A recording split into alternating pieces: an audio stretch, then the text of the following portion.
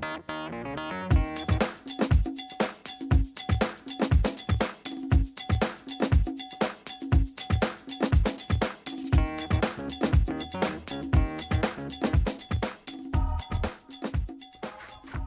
morning.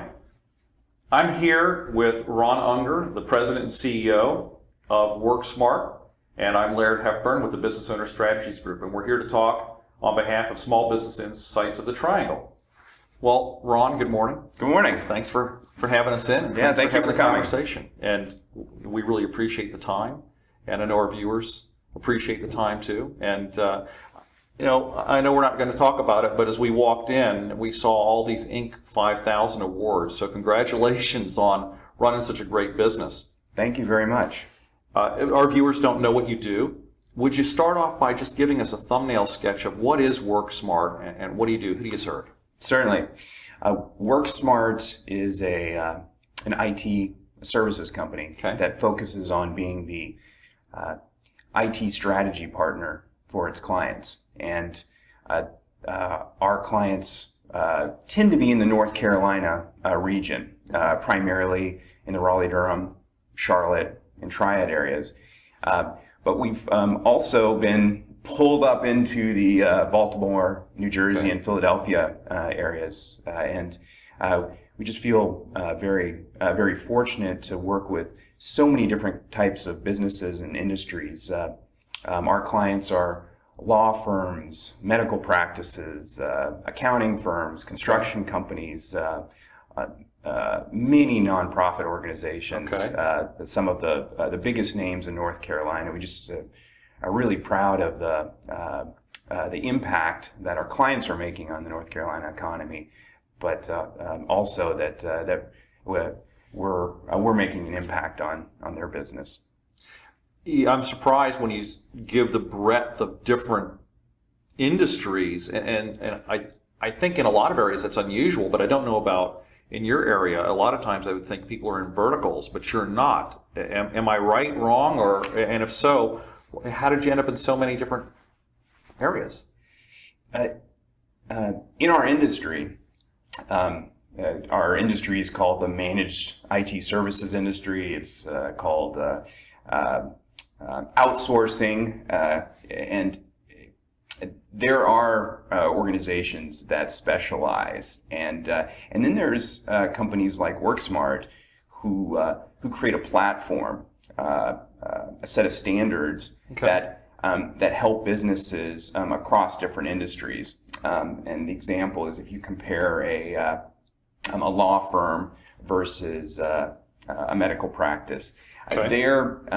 Their computer infrastructure, a lot of times their business goals, their networks, the communication lines, the end user experience that the owners and executives expect for their people are largely the same. And WorkSmart's job is to make sure that they're experiencing a high service level that's with very stable and secure infrastructure, and that their people, including themselves as owners and executives, really understand how to use their systems, and feel very comfortable when they go to bed at night that things will keep working, and if there's a problem that they have a company like WorkSmart that can be there, as well as their systems, be it their backup solution if it's working properly, or if they're being protected well from outside intrusion. Okay. Now, you sound pretty passionate about this business. So tell me, what is it that gets you up in the morning? For me, it's about the people, and it's certainly the people here at WorkSmart that over the years we've been very, very fortunate to build a team slowly and methodically and had just very, very low turnover of staff. And we built a team of folks that I genuinely enjoy working with every day. And what happens is that we attract clients that we all just enjoy having connections with, or conversations, and then one of the benefits, as you know, of being a business owner in the Triangle is that you get to interact with folks like yourself, yes. and get to know you, where you're from, and so that's very important, that we have an impact on their lives. Okay. And it actually goes to the purpose of WorkSmart. We're very specific in how we worded our purpose, that we're here. We get up in the morning every day to help our people and our clients reach their potential, and it's not just training. That's just being good stewards in the community, but also helping take care of our staff and their families. Where is your industry going, and what are you doing to stay out in front? Yeah. Wow. IT is everywhere. I mean, information technology is everywhere, and the industry is going in a more and more complex direction, and I don't see it stopping. What we found, and this was our hypothesis even when we founded the company, was that as technology spreads to more individuals, more industries, that the complexity does increase. And what we found is that if you have a certain skill, a certain company offerings, that we can provide real value, and that's around this. In simple terms, just making sure everything works. Uh-huh. And so with our industry, if you take IT in general, there's so many different parts and pieces that they have to be kept together. So it sounds like growth opportunity.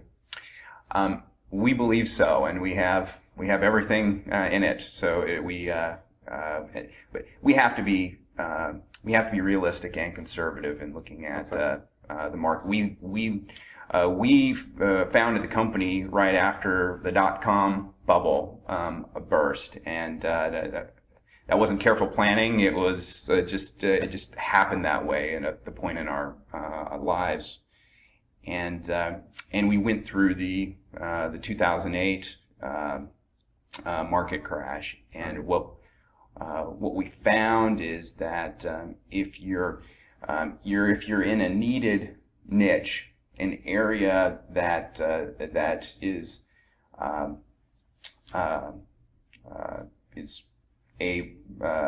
area of complexity and is Business critical?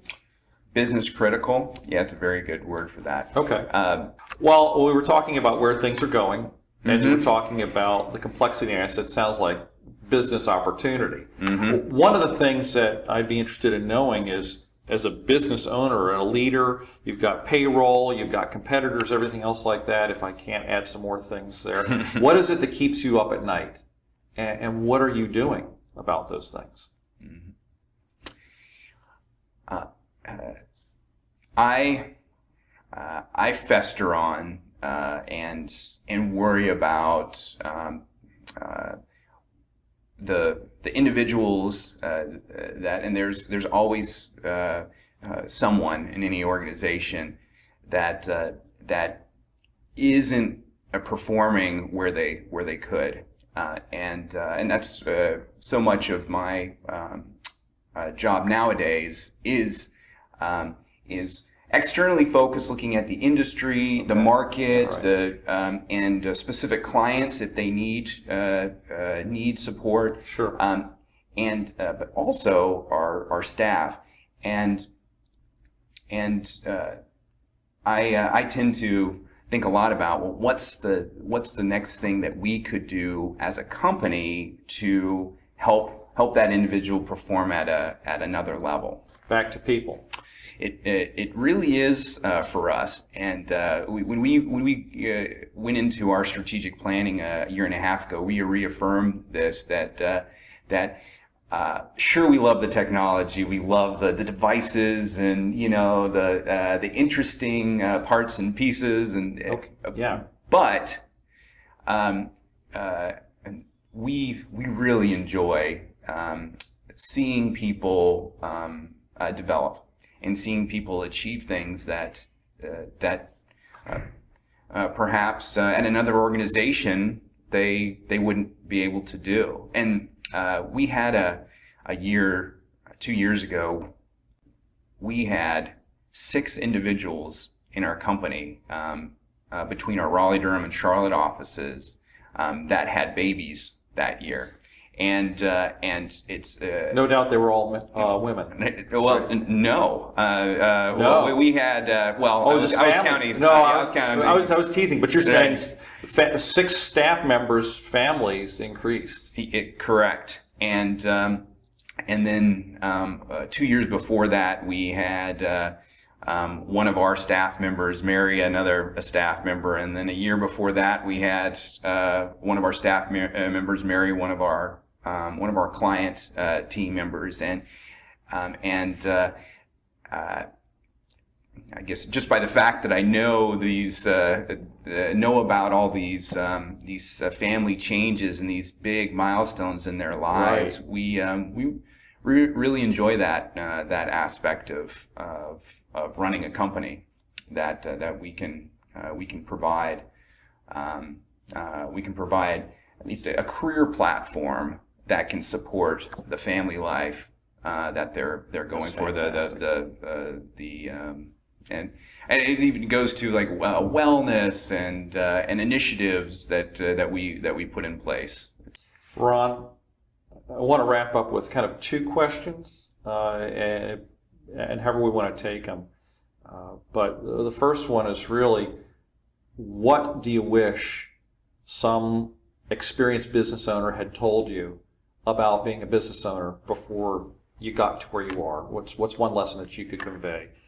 And the second one is very open-ended. You may not have an answer, but it's, what would you like to have been asked that perhaps I didn't ask? Just something that you would want to share. Sure. Well, actually, your second question really ties to this question of where were we when we got started, and some of the philosophies and ideas that we've learned over time that I think if I was starting today, I would love to know. And making sure you really understand the clients you intend to serve or are serving. Just really understand the people that run those businesses, the decision makers, and the people that work there. Really try to understand them. And I said one client at a time earlier, but then it's one industry at a time. And then you just if you understand that piece of it, then you look at the team you want to build, the culture, the standards, the behaviors you want to have in order to create the experience for your clients. Match those up. And then there's certainly the financial and economic component. You're not going to grow each year unless you have the profitability. So that comes down to really understanding what's a fair price, and that's something that it's when you get started, a lot of times you're trying to understand that, and historically WorkSmart underpriced because we didn't think of it as matching up that price to value, and over time realized our value to our clients from a strategic standpoint is could be many multiples of what we're paid. But understanding what the market from a pricing standpoint, and then matching that up to your labor force. You really need to understand and just the costs of doing business, and making sure that the margins are really there. And you can get out of bed excited about the people you work with, get out of bed excited about the industry and the technologies, but when it comes down to it, you're really not going to survive, much less thrive, if the economics aren't there in the business. And being very naive and very confident about taking on the world, I think we were fortunate that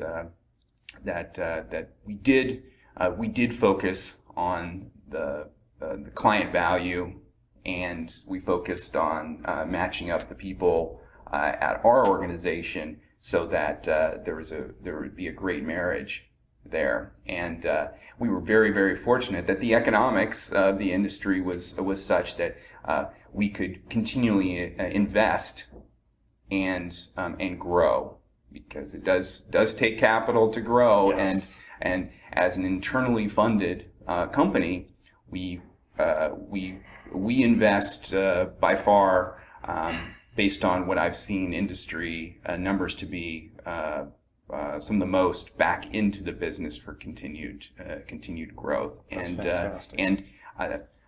Another message I would get out to the business community, that balance between reinvestment and your own, it could be growth and pay amongst your team. You have to really monitor that and keep making sure that you're that's well aligned, because if you don't reinvest, it could be I believe in any industry, but particularly in IT, because it changes. Fast moving, changing, more and more complex year after year. It requires a reinvestment. In our industry, it's simple as, we better get to know this next technology, so if a client needs it, we're ready to offer it.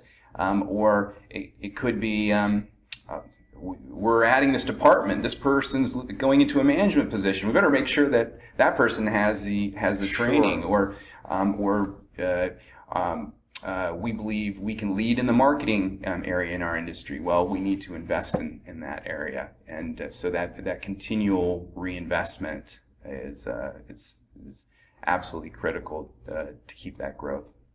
So people, economics, investment, culture, standards, all really important things to your company. Ron, I think this is probably a great place to wrap up. And so we've been talking with Ron Unger, President and CEO of WorkSmart. I'm Laird Hepburn with Business Owner Strategies Group, and we thank you so much for joining us. Ron, thanks so much for your time. We really, really appreciate it, and we wish you continued success. Thank you, Laird.